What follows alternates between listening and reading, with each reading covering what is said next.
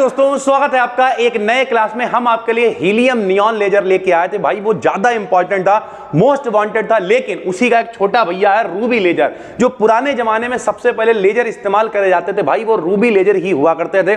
Most important है, अगर वो नहीं आया तो ये पेपर में आएगा। इस चैप्टर से Einstein coefficient, helium neon laser, ruby laser, इसके उपयोग, इसकी प्रॉपर्टीज, कुछ भी पूछा जा सकता है, कभी शॉर्ट में तो कभी लॉन्ग में भाई। ठीक है, बहुत ही आसान होता है। हीलियम नियॉन लेजर आपका क्या था बताओ? 4 स्टेप लेजर हुआ करता था। सबसे पहले एक्साइटेड स्टेट में गए, फिर मेटा स्टेबल स्टेट से धीरे धीरे करके लौटते हुए और वापस चले आए, यही करते थे ना। और उस समय भैया जो एनर्जी निकालते थे उसे हम लोग लेजर कह देते थे, लेजर ट्रांजिशन कह देते थे। अब यहां पे जरा समझो, रूबी लेजर है भाई, ठीक, बहुत आसान है। हम लोग क्या करेंगे इसमें, इस तरीके की मेरे भाई क्या करेंगे बताओ, इस तरीके की हम लोग एक रॉड ले लेंगे। इस रॉड के ऊपर जिनॉन कॉइल्ड फ्लैश लैंप लपेट देंगे। अंधाधुंध भैया इसमें धारा जब प्रवाहित होगी, जब लाइट लैंप चालू होगी, तो आयन जो है इसके अंदर जो भरे हुए आयन है वो एक्साइटेड स्टेट में चले जाएंगे, क्रोमियम आयन वगैरह जो भी होंगे एक्साइटेड स्टेट में चले जाएंगे। जब वो वापस लौटेंगे तो भैया एनर्जी एमिट करेंगे, उसी को हम लोग क्या कह देंगे भाई? लेजर कह देंगे। बात खत्म हो गई। सेम उसी तरीके से भैया उसमें हम लोग 2 रॉडे लिया करते थे, 2 किनारे हुआ करते थे। एक फुल्ली सिल्वर्ड होता था, एक मेरे भाई पार्शियली सिल्वर्ड होता था। यहां भी वही होगा। तो इसमें भाई मेरे एक रॉड ले रखी है। इस रॉड का एक किनारा फुल्ली सिल्वर्ड है, यानी पूरी तरीके से पॉलिश कर रखी है सिल्वर की। इधर वाला पार्शियली सिल्वर्ड है, ताकि लेजर लाइट हमें बाहर निकलती हुई दिख सके सर। ठीक है, उसके बाद इसके ऊपर एक जिनॉन कॉइल्ड फ्लैश लैंप लपेट दी है, जो भैया जिनॉन से बनाई गई है सर। ठीक है, और इसके अंदर भी भरे होंगे बहुत सारे मटेरियल, जिसका हम लोग इस्तेमाल करेंगे एक्साइटेड करने के लिए। जरा देखना कैसे। यह 1960 में डेवलप किया जाने वाला पहला लेजर था, यानी सबसे पहले यही लेजर बनाया गया। इसमें सिलेंडर की फॉर्म में एक रूबी रॉड ले लेते हैं भैया। ठीक है, रूबी एक मटेरियल है जिसकी हम लोगों ने एक रॉड ले ली, ठीक, यूज करते हैं, जिसमें एक जिनॉन गैस से भरी हुई फ्लैश लैंप ले लेते हैं। यानी जिनॉन का इस्तेमाल करके एक फ्लैश लैंप बना ली हमने, जिनॉन की बनी हुई, मतलब उसके अंदर गैस भरी हुई, और इस तरीके से हमने इसके ऊपर लपेट दी भाई। ठीक, जैसा भी हमने आपको दिखाया, जिससे क्रोमियम गैस फ्लैश लाइट से फोटॉन्स एब्जॉर्ब करके एक्साइटेड हो जाते हैं। क्रोमियम गैस रूबी रॉड के अंदर है सर। ठीक है, और वो क्या करेगा, जैसे ही ये लैंप चालू होगी, जो क्रोमियम गैस है, क्रोमियम आयन जो है, वो एक्साइटेड स्टेट में चले जाएंगे।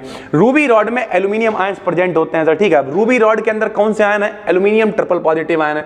Al2O3 के साथ 0.05% क्रोमियम से डोपिंग होती है, यानी कुल मिला के एल्यूमिनियम आयन है जिनमें डोपिंग करी गई। डोपिंग करने का मतलब क्या होता है? जब कभी किसी चीज के अंदर कुछ मिला दिया जाता है उसे डोपिंग कहते हैं भाई। तो एल्यूमिनियम आयन उसके अंदर प्रेजेंट है, लेकिन उसकी डोपिंग है किसकी? 0.05% क्रोमियम के साथ में डोपिंग है। अतः कुछ chromium positive ion aluminium triple positive ion के द्वारा रिप्लेस हो जाते हैं। यानी जब डोपिंग होती है तो कुछ एल्यूमिनियम आयन भी होते हैं, और जो एल्यूमिनियम आयन जो है वो क्रोमियम आयन से रिप्लेस हो जाएंगे मेरा भाई। क्रोमियम आयन पिंक कलर देते हैं तथा ये लेजर एक्शन के लिए रिस्पॉन्सिबल होते हैं। ठीक है, जो क्रोमियम आयन होंगे वही एक्साइटेड स्टेट में जाएंगे और मेरे भाई पिंक कलर देंगे, और यही रिस्पॉन्सिबल होंगे काहे के लिए? लेजर एक्शन के लिए भाई। ठीक, कैसे होगा जरा देखो।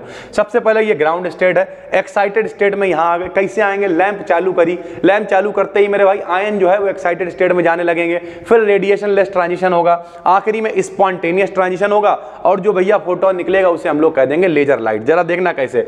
जब जिनॉन फ्लैश लैंप को ऑन करते हैं, सबसे पहले जो हमने लपेट रखी है फ्लैश लैंप, उसे हमने ऑन कर दिया, तो फ्लैश लाइट प्रोड्यूस होती है। तो भैया फ्लैश जलने लगेगा, सीधी सी बात है, फ्लैश लाइट प्रोड्यूस होगी, जिससे 5500 एंगस्ट्रॉम का फोटोन भी प्रोड्यूस होता है। उस लाइट से क्या होगा? 5500 एंगस्ट्रॉम का फोटोन प्रोड्यूस होगा। उससे क्या होगा? क्रोमियम ट्रिपल पॉजिटिव आयन जो है फोटोन को एब्जॉर्ब करेंगे और E1 से E3 में पहुंच जाएंगे, पंप कर जाएंगे भाई। ये देखो, chromium triple positive ion E1 से कहां पहुंच जाएंगे? E3 में पहुंच जाएंगे भाई, पंपिंग हो जाएगी। जब पंपिंग हो गई तब क्या होगा? इसे पंपिंग ट्रांजिशन कह दिया भाई, क्योंकि पंप करके ऊपर पहुंचे तो इसे पंपिंग ट्रांजिशन कहते हैं। E3 स्टेट जो हम जब मतलब क्रोमियम फ्लैश जलाया, फ्लैश जलाते क्या हुआ? क्रोमियम को भैया पावर मिली, सरल भाषा में कहें तो ये E1 से E3 में जंप कर गया। जैसे ही E1 से E3 में जंपिंग हुई मेरे भाई, फिर क्या हुआ? E3 स्टेट बहुत कम टाइम के लिए होती, 10⁻⁻8 सेकंड के लिए शॉर्ट लिव्ड होती है। Excited Cr triple positive ion अपनी एनर्जी कुछ अनदर आयन से टकराकर उन्हें दे देते हैं। अब अंदर लगातार वो मूव करना है भाई, जब मूव करेंगे तो टकराएंगे, और टकराएंगे तो कुछ एनर्जी उनकी खत्म हो जाएगी, और क्या करेंगे? E2 स्टेट में वापस लौट आएंगे। E2 स्टेट में वापस लौट आए तो इनका, इसे कहेंगे हम लोग रेडिएशन लेस ट्रांजिशन, यानी इसमें कोई रेडिएशन खर्चा नहीं हुआ।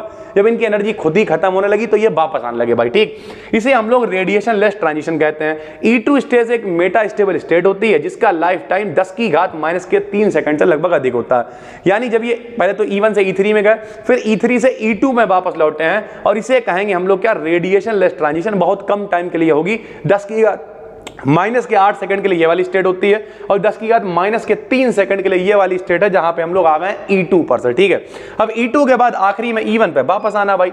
कुछ इलेक्ट्रॉन E2 स्टेट से ग्राउंड स्टेट में स्पॉन्टेनियस एमिशन 6943 एंगस्ट्रॉम के फोटॉन्स एमिट करते हुए लौट आते हैं। यदि ये फोटॉन्स रूबी रॉड की एक्सिस के पैरेलल होते हैं तब ये सिल्वर्ड एंड की ओर बढ़ते हैं, और अगर मेरे भाई स्टिमुलेटेड एमिशन और लेजर ट्रांजिशन प्रोड्यूस करते हैं, परंतु जो फोटॉन एक्सिस के पैरेलल नहीं होते हैं वो मेरे भाई रॉड के बाहर चले जाते हैं। या सरल भाषा में कहें कि जो लोग इस रॉड के पैरेलल होंगे भाई इस तरीके, जरा देखो चित्र देखो आपको दिखेगा, जो पैरेलल है भाई इस तरीके देखो, ये इधर की तरफ चल रहे हैं, सब बढ़ेंगे इधर और लेजर एक्शन को दिखाएंगे हम लोग। ठीक है, लेकिन जो पैरेलल नहीं है इस तरीके के हैं वो सब बाहर निकल जाएंगे, जो पैरेलल नहीं है वो सब बाहर निकल जाएंगे, जो पैरेलल होंगे वो सारे के सारे आगे बढ़ेंगे और लेजर एक्शन को भाई करके दिखाएंगे। ठीक है भाई, वो रॉड के बाहर मूव कर जाते हैं। इस प्रकार यह प्रोसेस तेजी से रन करता रहता है तथा जब सफिशिएंट इंटेंसिटी के रेडिएशन डेवलप हो जाते हैं तब जो सिल्वर एंड है उससे बाहर निकल जाते हैं और हमें लेजर लाइट प्राप्त होती है। इस प्रकार लेजर एक्शन 3 लेवल में कंप्लीट हो जाता है सर। ठीक है, तो ये कौन सा है? Ruby laser. अभी से हम लोग बहुत सरल भाषा में समझते हैं भाई, क्या है रूबी लेजर बताओ। रूबी लेजर में भैया क्या है, एक मेरे पास रूबी रॉड है, उसके 2 किनारे, एक फुल्ली सिल्वर्ड है एक पार्शियली सिल्वर्ड है,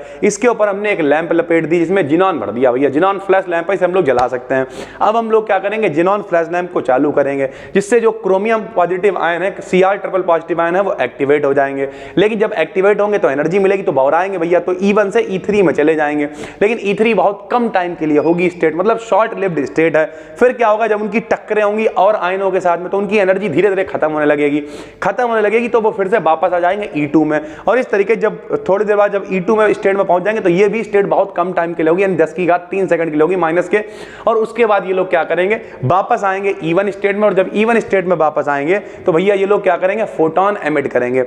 अब जो भैया जितने भी फोटोन ऐसे हैं जो एक्सिस के पैरेलल हैं वो सब आगे बढ़ेंगे और आगे बढ़ेंगे, लेजर एक्शन को प्रोड्यूस करेंगे और लेजर लाइट हमें दिखाई देगी जो ये वाला एंड है इससे बाहर निकलते हुए। जो फालतू होंगे वो सारे के सारे टकरा के भैया बाहर निकल जाएंगे, सिर्फ पैरेलल वाले ही लेजर एक्शन में पार्टिसिपेट करेंगे। इस तरीके से 3 लेवल होंगे। 3 लेवल कौन कौन से भैया, सबसे पहला लेवल कौन सा, E1 है। E1 से कहाँ गए, E3 में, E3 से कहाँ गए, E2 में, फिर वापस 1 में ही आ गए। तो 1 2 3 लेवल्स हैं यहाँ पर। उम्मीद करते हैं आपको पूरा ये लेजर समझ में आ गया होगा। मोस्ट इंपॉर्टेंट है भाई, पेपर के अंदर रूबी लेजर या फिर हीलियम नियॉन लेजर में से एक जरूर आएगा। आइंस्टीन कोफिशिएंट इसका ही एक डेरिवेशन है सर। उसके अलावा फेबरी पेरॉट इंटरफेरोमीटर और माइकलसन इंटरफेरोमीटर, इनमें से भी एक आएगा। तो वो दोनों भी हम आपको कराने वाले हैं कल से लेके परसों तक। टेंशन बिल्कुल नहीं लेनी है, सारी PDF नोट्स वगैरह यहीं एप्लीकेशन पे आपको मिलना है, बस मन लगा के पढ़ डालो। हम मिलते हैं आपसे एक और वीडियो में, तब तक के लिए धन्यवाद। जो लोग YouTube पे अगर देख रहे हो भाई तो इसकी PDF आपको टेलीग्राम BDCAN BSc पर भी मिल जाएगी। Thank you.